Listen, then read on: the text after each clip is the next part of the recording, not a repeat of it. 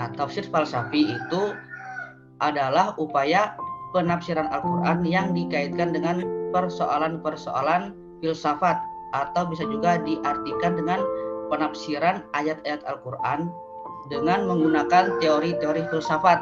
Nah, menafsirkan ayat-ayat Al-Quran berdasarkan pemikiran atau pandangan falsafi seperti tafsir birai yang dijelaskan sebelumnya tadi. Dalam hal ini juga ayat Al-Quran lebih berfungsi sebagai justifikasi pemikiran yang ditulis, bukan pemikiran yang menjustifikasi ayat Al-Quran. Nah, apa penyebab munculnya tafsir filsafat ini? Nah, penyebabnya itu ya karena munculnya keragaman penafsiran adalah perkembangan kebudayaan dan pengetahuan umat Islam. Nah, ini salah satu penyebab munculnya adanya tafsir filsafat ini.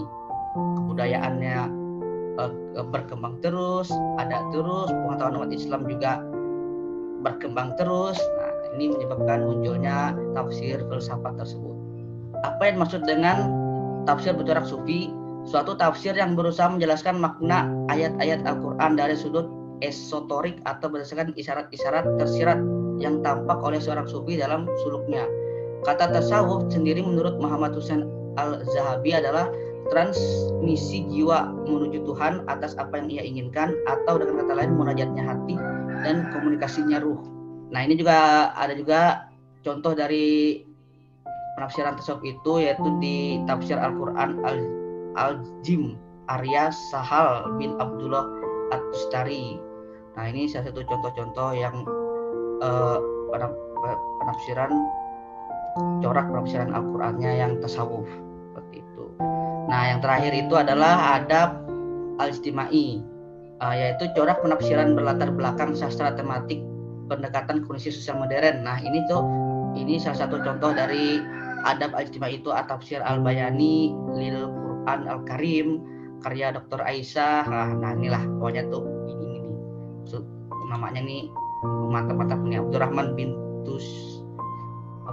bin Sati, Imam Muhammad Abdul Rasid dan segalanya.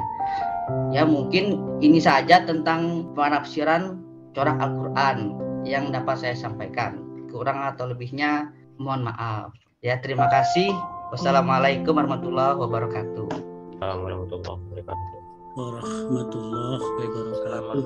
wabarakatuh. Ya, terima kasih Mas Ariandi sudah menyampaikan paparan tentang corak penafsiran Al-Quran. Baik, itu monggo. Ini ibu-ibu dulu ya, nanti baru bapak-bapak. Silakan. Siapa mau mulai? Mari suaranya Bu Titi. Baik, Bapak, terima kasih atas kesempatan yang diberikan untuk kami. Sebelumnya, Assalamualaikum warahmatullahi wabarakatuh. Sebelum saya menyampaikan pertanyaan, mohon maaf sekali Bapak. Ini memang saya sangat miskin ilmu ya Bapak. Jadi beberapa istilah-istilah asing mungkin itu dalam bahasa Arab itu saya tadi misalnya yang disampaikan, saya hanya masih menangkapnya masih yang secara umum ya Pak, tentang tafsir tadi. Tafsir ada bil maksur, tafsir tadi ada 3 macam itu, bil ra'i, tafsir isyari. Nah, itu tuh banyak istilah yang saya tidak paham artinya Pak, sehingga saya mau menyambungkan dengan materi itu saya merasa kesulitan. Mungkin pertanyaan saya, bagaimana caranya untuk saya sebagai seorang pemula untuk bisa mudah dalam memahami tafsir seperti ini, metode mana yang lebih memungkinkan untuk saya bisa memahami tafsir Al-Quran Bapak. Kemudian tadi ada juga mengenai mazhab. Saya sering mendengar istilah ini, tapi saya tidak paham Pak artinya. Mazhab Hanafi, mazhab Syafi'i itu apa? Kemudian tentang hadis sahih dan hadis dhaif itu bagaimana kita membedakannya Pak? Sementara saya sendiri belum pernah menjumpai, maksudnya kalau Al-Quran kan ada dibukukan begitu nih Pak. Kalau hadis itu bagaimana kita bisa mengetahui itu sahih atau dhaif? Itu mungkin dari saya Bapak. Mohon maaf sekali saya sangat miskin ilmu. Terima kasih. Sekian yang bisa saya sampaikan. Assalamualaikum warahmatullahi wabarakatuh. Waalaikumsalam. warahmatullahi wabarakatuh. Ya, monggo Bu Sita. Nggih, matur nuwun sangat Bapak dan teman-teman semuanya. Matur nuwun sangat untuk waktu pertanyaannya, ya mungkin hampir sama dengan Mbak Titi nggih, yang memang kami masih sangat sedikit sekali keilmuan kami tentang tafsir tafsir Al-Quran ini. Artinya kalau mungkin yang pernah disampaikan oleh Pak Dwi itu tafsir cinta, itu mungkin bisa dengan metode insting gitu ya, itu masih bisa kita raba-raba ya seperti itu. Tapi karena ini tafsir Al-Quran yang memang luar biasa, artinya kami harus belajar untuk lebih giat lagi. Artinya memang di sini kami sangat terbuka pemikiran kami bahwa untuk lebih memahami Al-Quran itu secara baik dan benar. Nah, dari tadi yang disampaikan oleh Pak Samsul, kemudian Pak Galih dan Pak Ariandi, gitu, Mas Ariandi, maaf. Ini artinya tafsir-tafsir yang disampaikan, contohnya adalah tafsir Bil Mansur, kemudian tafsir Bil Ro'i dan tafsir Isyari, itu semuanya kan memiliki kelebihan-kelebihan ya. Dan itu semuanya menurut saya kedudukan tafsir itu tuh bagaimana sih, artinya yang terbaik itu seperti apa, begitu kedudukan dari tafsir-tafsir tersebut.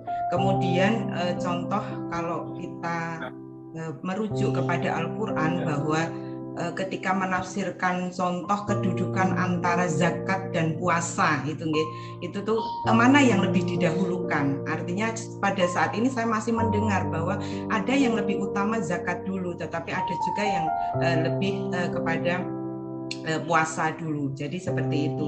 Kemudian terkait dengan metode-metode ini juga begitu banyak metode-metode ini. Apakah pada saat ini baik tafsir maupun metode yang digunakan itu bisa berkembang dan bisa berubah terhadap perkembangan zaman saat ini, yang artinya memang terkait dengan teknologi seperti itu. Jadi mungkin itu saja yang terkait dengan Al-Quran, tafsir Al-Quran ini. Dengan pangapunten, wassalamualaikum warahmatullahi wabarakatuh. Maaf tadi tidak diawali dengan assalam. Nggih, matur nuwun. Terima kasih Bu Sita. Boleh ditambah satu lagi dari Bapak-bapak? Izin Bapak. Oke, saya Pak. Kalau gitu bergantian, ada dua. Pak Afif dulu. Oke, matur nuwun.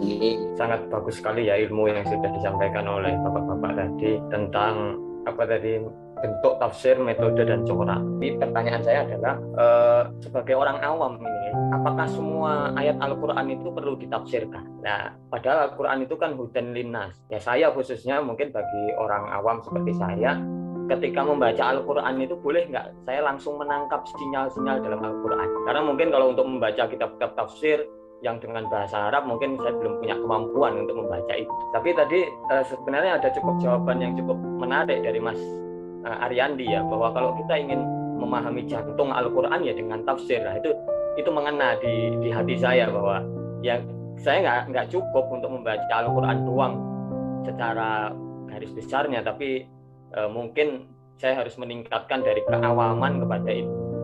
Cuma pertanyaan tadi, apakah semua ayat Al-Quran itu harus ditafsirkan? Kemudian tentang bentuk tafsir ya, tadi kan ada bil maksur, bil ro'i dan bil isyari ya. Batasannya itu di mana? Apakah kapan saya harus menggunakan bil ro'i? Ketika memang ada nas-nas yang sudah sahih gitu ya, dari Al-Quran, dari hadis. Apakah bil ro'i itu karena kita tidak menemukan nas yang secara eksplisit gitu? Karena yang terkenal adalah Imam Abu Hanifah, itu kan ahli ro'i ya. Beliau karena jaraknya jauh dari Madinah, beliau ada di Baghdad ya kalau nggak salah ya, atau di Irak, Abu Hanifah, sehingga kesempatan Abu Hanifah untuk mendapatkan informasi hadis itu jauh dari ibu kota, ibaratnya begitu. Sehingga Abu Hanifah lebih banyak menggunakan ro'i, pendapat-pendapat beliau. Jadi batasannya itu di mana? Apakah saya boleh langsung menggunakan bil ro'i ketika sudah datang dalil yang eksplisit gitu, atau seperti apa?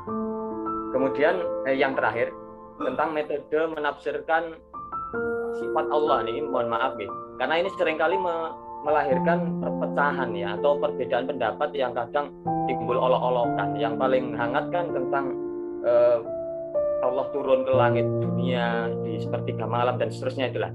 Tapi pertanyaan saya adalah bagaimana metode kita dalam menafsirkan sifat Allah? Apakah kita pahami apa adanya sesuai dengan teks? Misalkan yang paling sering kan yadullah, tangan Allah. Apakah itu harus kita tafsirkan dengan kekuasaan Allah atau apa adanya yang ada di dalam teks itu? Mungkin itu saja. Terima kasih. Mohon maaf kalau ada kata-kata yang kurang berkenan. Assalamualaikum warahmatullahi wabarakatuh. Waalaikumsalam. Pak Atok mau ikut bicara? Ingin saya tanyakan adalah bagaimana cara menentukan atau memilih tafsir yang dapat dipercaya. Nah, itu penafsir itu kan banyak pasti Pak. Jadi bagaimana kita itu menentukan bahwasanya tafsir yang dikemukakan oleh penafsir itu memang dapat dipercaya. Kemudian yang kedua, ilmu yang harus kita kuasai ketika kita menafsirkan Al-Quran itu sampai mana toh Pak? Ilmu apa toh sebenarnya yang harus kita kuasai? Karena tadi bahasa Al-Quran itu beda dengan bahasa Arab pada umumnya. Nah ini terkait dengan ilmu perspektif, ilmu tafsir itu yang seperti apa kalau kita akan menafsirkan Al-Quran itu? Karena tidak menutup kemungkinan seorang muslim itu banyak yang memang tidak bisa menafsirkan Pak, seperti itu. Nah itu bahkan mungkin juga tidak menutup kemungkinan ada yang menafsirkan Al-Quran sampai ke dalam ranah murtad. Itu kan juga pasti ada Pak seperti itu.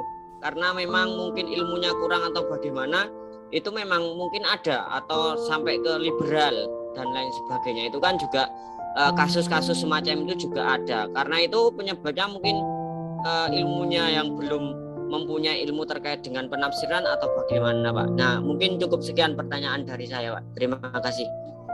Terima kasih. Monggo. Silakan Pak Ariandi dulu. Baik, terima kasih. Yang pertama saya ingin menjawab dari pertanyaan Ibu Titi.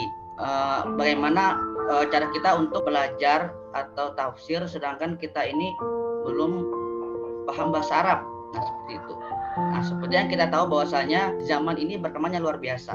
Nah sehingga sudah banyak para ilmuwan membuat suatu buku yang tadinya berbahasa Arab itu diindonesiakan. Nah sehingga bagi kita para pemula ini mungkin bisa belajar dari yang bahasa Indonesia ini bagi kita yang belum paham banget bahasa Arab. Nah mungkin dari situ kita belajar bagi kita yang pemula. Kemudian juga tadi untuk Ibu Titi tadi menanyakan tentang mazhab. Nah mazhab apa itu Hanafi, Maliki, Hambali dan lain sebagainya. Nah itu kalau dirasa ini menurut saya ya, kalau dirasa kita itu bingung memahami semua mazhab, mungkin kita bisa memahami mazhab apa yang digunakan di Indonesia ini. Nah seperti kan di Indonesia ini kan kita lebih condong kepada mazhabnya Syafi'i menurut saya. Nah jadi mungkin kita bisa belajar mazhab Syafi'i dulu aja, seperti apa mazhab Syafi'i, bagaimana mazhabnya. Nah kalau kita sudah mumpuni di mazhab Syafi'inya, mungkin kita bisa mempelajari bagaimana Hanafinya dan lain sebagainya. Condong kepada yang digunakan di Indonesia aja contohnya. Nah kemudian tadi juga itu untuk beberapa pertanyaan dari Ibu Titi. Nah kemudian dari Ibu Sita Ana tadi kalau nggak salah menanyakan tentang hukum ya Bu ya. Nah mungkin kalau hukum itu kan karena zaman dulu dengan zaman sekarang itu berbeda, yang mana akan selalu ada perubahan. Nah jadi hukum itu pun juga bisa kita sesuaikan dengan zaman tersebut, tetapi tetap merujuk kepada Al-Qur'annya, tidak di luar dari Al-Qur'annya seperti itu. Karena hukum ini kita menyesuaikan pada zamannya, karena emang berbeda di zamannya Rasul dengan zaman sekarang. Nah kemudian itu aja yang saya tangkap dari pertanyaannya Ibu Sita tadi. Nah kemudian untuk Mas Pak ya, Pak Afif ya. Nah, tadi kan kalau nggak salah pertanyaannya apakah semua ayat itu harus ditafsirkan? Kalau menurut saya tidak semua ayat itu harus ditafsirkan, tetapi mana ayat yang sekiranya kita kurang paham sehingga ayat itu yang kita tafsirkan. Jadi biar kita itu lebih memahami pendalaman tentang ayat tersebut. Jadi ayat mana yang kita kurang paham itu yang kita tafsir.